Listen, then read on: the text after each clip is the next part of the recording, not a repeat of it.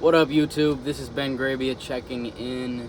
This is about a month into living in my van. Actually, over a month, I want to say. I left mid-July, early July. No, early July. It's August 16th now when I'm recording this. And I've learned a lot. And also, I gotta kind of preface by saying, although I've been traveling in this van and I have not been home in over a month, I have not been sleeping in this van every night by any means. Actually, a majority of the nights that I have been away, I have been sleeping indoors, just because I've been smart about visiting people, visiting family and family friends, and I'm lucky enough to have quite the system of people all around, especially Florida, which is where I've been the bulk of this time. But I got aunts, uncles, family friends, cousins that I just left with. Shouts out Alec and Cameron in Orlando, outside of Orlando. Just left them this morning. But I am on my way back up north now. And I kind of did not plan on returning this quickly. But to say that is kind of funny because I didn't plan on doing anything. I didn't really plan this trip at all. I just said, I'm going to Florida. I'm getting in my van and I'm going to live in it. And I'll come back when I'm famous, which is, it's a work in progress. I'm not giving up. But I do need to go home, as I see it, to just reorganize. This trip was basically a great trial run. Even though I didn't know it was going to be that, I just thought in my head, I'm going to set out and do it as is. But in reality, that was not going to work in any universe.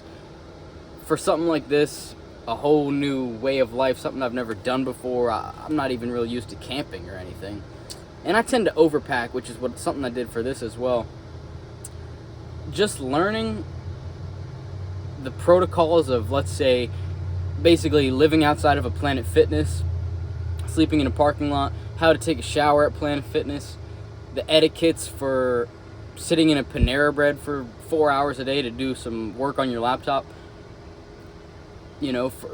From what looks like a safe parking lot, what doesn't look like a safe parking lot, where to look for signs about, whether or not you're allowed to stay overnight there, how to park on a street without getting a ticket, which I only learned by getting multiple tickets for the same thing. Anyway, I'll get into that another time, but needless to say, these are all things that I just could not have known unless I learned them firsthand, and I have. And obviously I have a lot more to learn, but just a lot of realizations over this last month, especially when it comes to what I actually need to bring with me in the van, what I need to have with me. A lot of things I brought I didn't need to bring, and some things I maybe should have brought I didn't bring, and that's just learning. And honestly, one of the biggest things too is the layout of the van that I have constructed, with my bed facing crossways like this. It's not ideal, probably, just because it's I'm a short guy. I'm only 5'3", and that's exactly the dimensions of that bed. So I just literally exactly fit into it. And something about it being high up and close to the ceiling just makes it a little hard to sleep. Also, the heat obviously makes it really hard to sleep at night. But so I may take that bed down. I might change around the infrastructure of this van a bit, because what I realize is where I'm sitting right now on this my little vinyl planks and whatnot. This space, this little sitting space, it's not used, and it's literally, other than what I'm doing right now, and this isn't a great use of it in my opinion, just something to sit on, a hard floor space to sit on. It's not really what you look for, and it's not necessary. It's not only not really used, it's not necessary. I could do this whole van thing in a smaller vehicle. I could do it in a a compact SUV, and which is something I'm considering. You know, I haven't had this van long, and I haven't been driving it long, especially. So I don't know if I'm ready to kind of part ways with it yet, because I also got it for free and everything, and also I just finished putting all this work into it. But I am realizing, like, it doesn't get great mileage. It's cool, but it's old. It don't got AC right now. Its AC's busted, and you know, all just the old kind of some of those headaches that come with having an older vehicle. And I like older vehicles. That's all I've ever driven. I mean, this is only my second vehicle of all time. It's the first one I've owned myself. But like having some more creature comforts of just like, honestly, specifically AC, you know, maybe a newer stereo that I could like put directions in without having to like put my phone in the cup holder all the time and like my phone overheating. These are some just thoughts I'm having. Like, I might kind of want to look into maybe like a compact SUV, like I said, that is like a hybrid or something, because man, I could have flown to Florida round trip ticket for cheaper than I've paid in gas, you know. And that partially has to do with just the state of the world right now. Like, gas is more expensive than it should be, but it's also probably true even if it was $1 cheaper a gallon, you know. And obviously it's not a fair thing to say, because if I had flown here, I wouldn't have the ability to be mobile. So I know it's kind of a dumb comparison to even make, but it's just something I think about. And this thing is just not fuel efficient. But again, these are just all things I'm learning. Also, like, what kinds of groceries to buy, how much groceries to buy, when to spend my money, because I'm starting to get this like antsy money spending anxiety, because I'm a saver. I love to save money. Like, it's just kind of something I do intuitively. It's never been hard for me. And like, living at home all throughout high school, I never really had expenses. So like, I would work my part-time job, like making decent amounts, maybe like $500 every 2 weeks, and it would like all go to savings essentially, because I didn't pay rent. I don't have like a spending problem where I'm buying like, you know, Louis Vuitton or anything. Like, my pretty much only expense would be like gas every now and again, and I didn't drive that much, and then like food, like, and I didn't eat out much, you know. And if I did, it was with my buddies, or picking up something, you know, after work one late night or something. But like, really, I didn't spend money on much. And now I've spent I think over $1,000 since I left home in the van. And a lot of these things are kind of expenses that kind of will go away as I get more into it, like initial expenses, like kind of spending money on my own phone bill for the first time, getting certain subscriptions like Planet Fitness, Panera Bread, Sip Club subscriptions, that, you know, these costs will kind of even out as I get more into it. But nonetheless, like, watching my bank numbers go down is like kind of makes me antsy, you know, when I'm not bringing any more income in, and it's something new to me. So I'm definitely going to look more into budgeting and tracking that. And I don't know. And then kind of the biggest lesson, and it shouldn't even be a lesson. For most people, this should be obvious, but I'm the kind of guy that has to learn this way, because I'm just an idiot sometimes. I should not have come to Florida in the summertime. Yeah, that, like I said, that's a no-brainer for probably everybody other than me, right? But I'm a cold person generally. Like, I run cold, and so I like the summertime. I like the heat, and I do love Florida. I love when I've visited before, you know, went to Disney World when I was younger, visiting family and stuff here. I've never been here for such an extended period of time, and I've never slept outside in the summer, which is a huge difference, because it is true. Honestly, during the day, I don't mind the heat much. Like, yeah, I sweat. I'm human. I get hot, but I don't mind sweating, walking around sweaty. Like, it feels a little gross, but I can bear that, and pretty good. Like I said, I like to be hot. I mean that. It's at night. It doesn't cool down here. It stays like 85 degrees when it's dark out. And that's when I do mind being hot. because it is very hard to sleep when you are hot, as I've come to learn. Like, no matter what kind of a person you are, if you're hot, you're not going to sleep too good. So I think I would just plan my trips, you know, like migratorily, if that's a word. So, you know, in the winter I would maybe come here, and in the summer maybe I'll go up north, you know. And I don't regret this, right? Because I learned, and I always said I didn't want to go north. Like, I don't like cold climates. There was nothing up there that I thought fascinated me at the time, and like Florida was the only place I had in mind of going for the longest time. So I'm glad I came here to scratch that itch. But now I am a little curious about, you know, maybe Boston, you know, places like that. I don't even, like New Hampshire or something, just to see it. Maine, you know, all those Stephen King books take place in Maine, and I never wanted to go to New England, but now I'm a little curious. But anyway, kind of my current plan is just to go home for a couple weeks. I don't know how long, but just basically, like I said, reorganize and just recuperate and plan the next voyage more accordingly, and I'll be more prepared for it, know what to expect, and kind of have a routine. And also, like, the biggest thing, honestly, I want to fix isn't the bed necessarily, but just my organization system, because I'm going to flip this camera around in a sec and show you the nightmare I've just been living with. None of my stuff is strapped down. Like I said, I have a couple too many bags, not crazy, a couple too many bags I didn't need, and then none of it's like strapped in place or anything, except the fridge, like, luckily, and my batteries and stuff. But like, all my other bags, my luggage is just sliding around. So if I ever like hit the brakes too hard, this stuff comes flying forward, and like, not only could that be a hazard, it's just a mess. So I'll show you.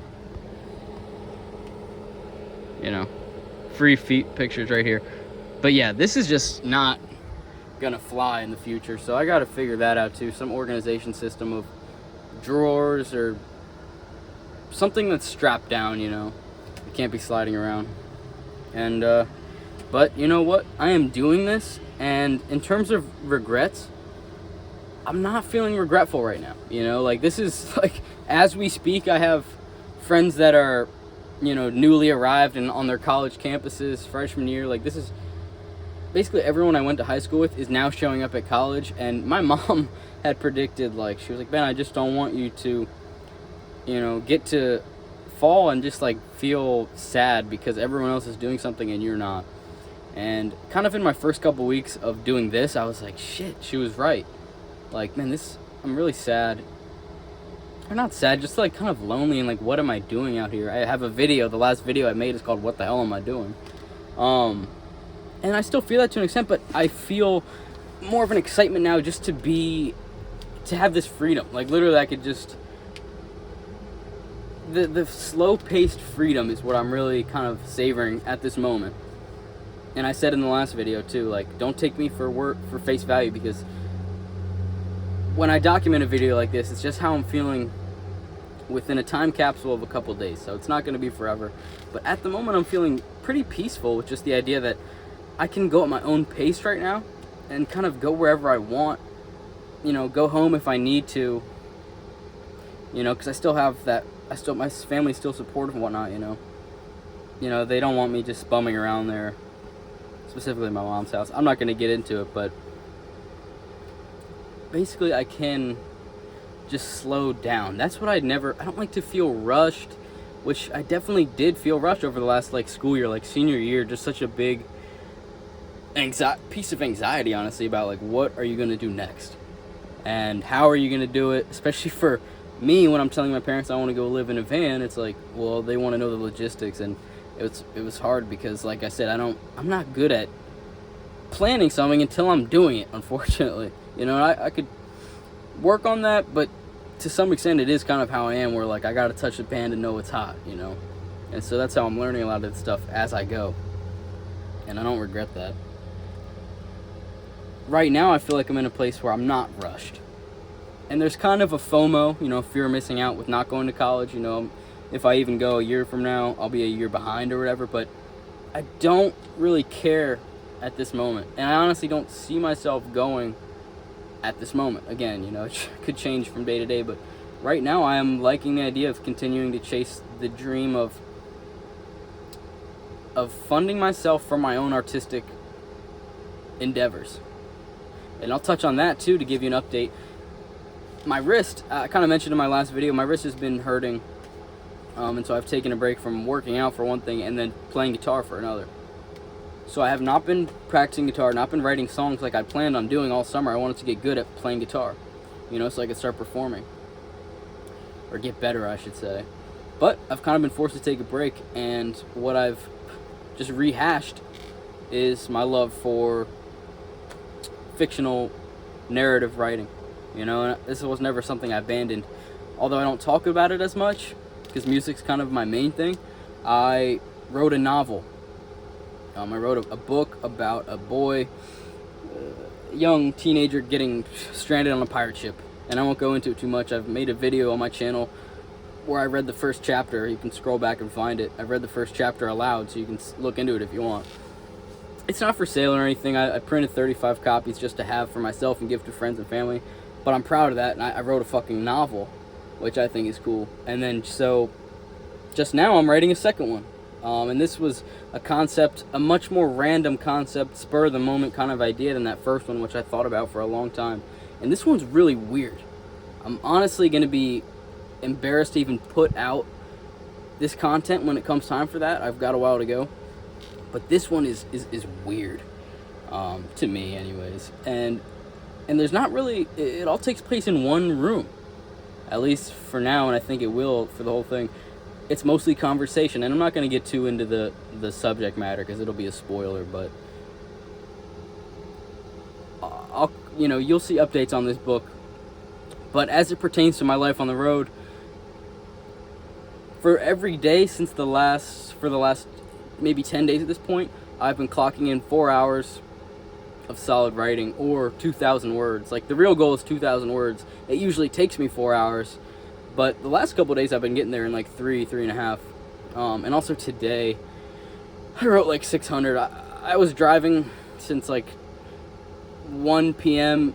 Took me a while. Finally got to where I am right now in Georgia at like 6 p.m. Got a little bite to eat, went to Panera, and I wrote 600 words, and I'm like, I am like weirdly exhausted right now, and I didn't really like what I was writing, and I was like, maybe I'll write later in the van, finish up, or I'll just kind of let today give myself kind of a slide for driving and being on a weird schedule, pick it back up tomorrow morning.